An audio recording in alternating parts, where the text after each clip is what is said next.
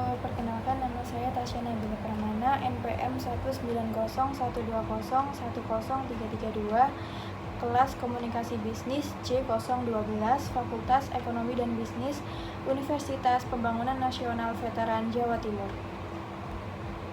Di sini saya akan memaparkan tentang komunikasi dalam bisnis merupakan kegiatan yang sangat penting bagi individu yang dapat menunjang kegiatan perusahaan atau organisasi. Komunikasi merupakan aktivitas dasar manusia. Dengan berkomunikasi, manusia dapat berhubungan satu sama lain baik dalam kehidupan sehari-hari atau dimanapun manusia itu berada. Tidak ada manusia yang tidak akan terlibat dalam komunikasi. Komunikasi bisnis merupakan salah satu bentuk interaksi yang dilakukan antara manusia, baik secara lisan maupun tulisan. Komunikasi bisnis adalah elemen yang penting untuk membentuk kehidupan bersosial yang lebih baik. Salah satu unsur yang penting sekali dan harus ada dalam membangun suatu perusahaan agar sukses adalah adanya komunikasi dalam bisnis. Komunikasi dalam bisnis adalah suatu interaksi yang terjalin antara lebih dari satu orang di dalam satu perusahaan untuk memajukan usaha bersama. Misalkan, komunikasi yang dilakukan seperti komunikasi antara atasan dan bawahan, komunikasi antara manajer dan pemilik perusahaan, ataupun komunikasi dalam pemasaran produk. Dalam proses komunikasi terjadi beberapa cara, yakni ada komunikasi satu arah dan dua arah. Komunikasi satu arah adalah komunikasi yang disampaikan satu orang tanpa adanya proses dialog atau tanya jawab. Sedangkan komunikasi dua arah adalah komunikasi aktif yang satu sama lain berdialog. Komunikasi dalam bisnis akan berjalan efektif jika disampaikan secara jelas dan masing-masing karyawan, manajer, dan pimpinan usaha berusaha memenuhi tugas, kewajiban, dan pekerjaannya.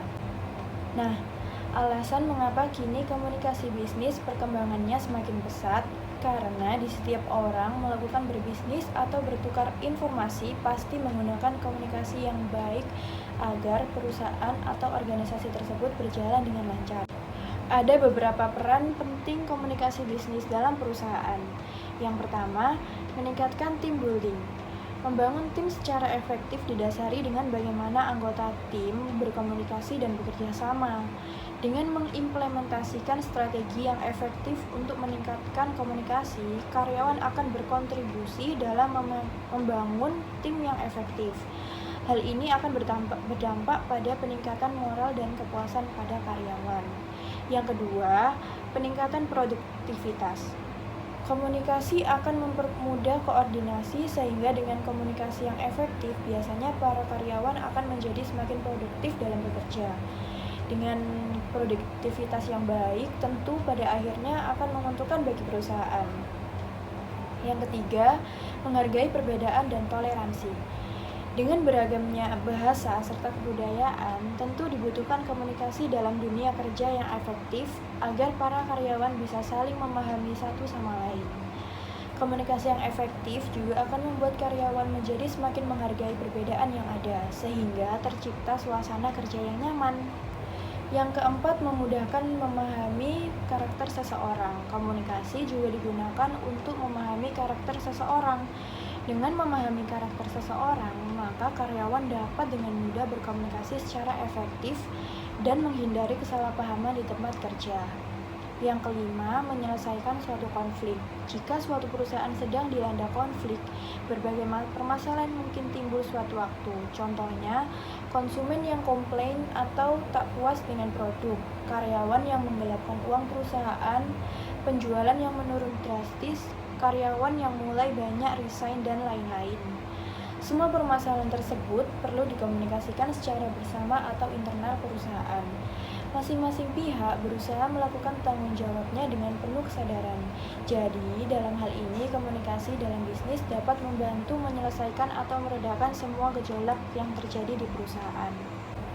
Kemudian, komunikasi dapat mempermudah pengambilan keputusan. Biasanya, keputusan dalam suatu perusahaan diputuskan oleh seorang pemimpin perusahaan.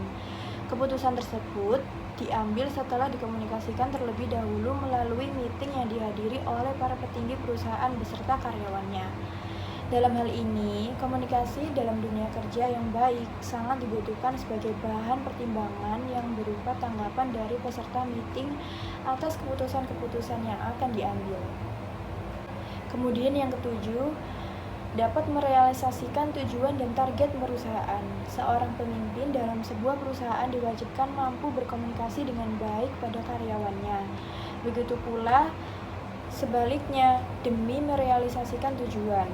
Maka komunikasi dalam dunia kerja yang efektif antara pemimpin perusahaan dengan karyawan akan menghasilkan masa depan yang menjanjikan untuk perusahaan tersebut. Kemudian selanjutnya yang ke-8, dapat meningkatkan motivasi.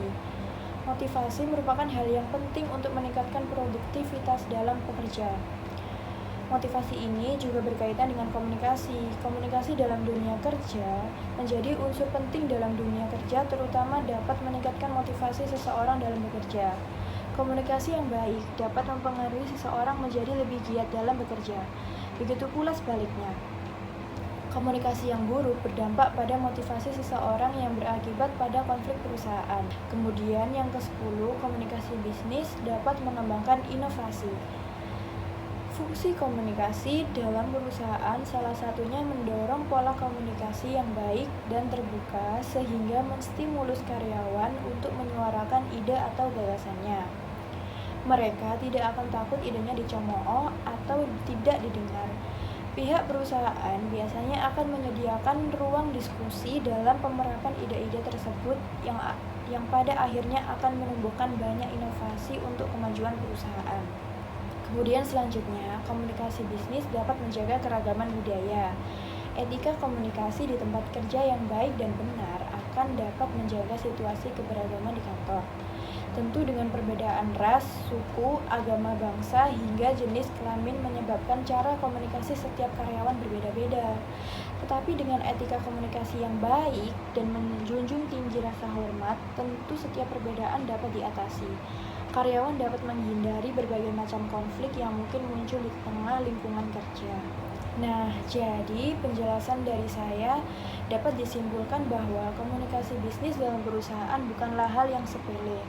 Komunikasi bisnis memang harus diterapkan untuk mendukung adanya peningkatan dalam kerjasama dan meningkatnya kinerja untuk lebih kreatif dan inovatif sehingga mampu mendorong perusahaan lebih unggul dari pesaing-pesaing lainnya. Jika karyawan dirasa kurang mampu berkomunikasi dengan baik, maka dapat belajar dan berlatih dengan membaca informasi-informasi terkait tips berkomunikasi. Nah, sekian penjelasan yang bisa saya sampaikan. Apabila ada salah kata, mohon dimaafkan. Semoga bermanfaat.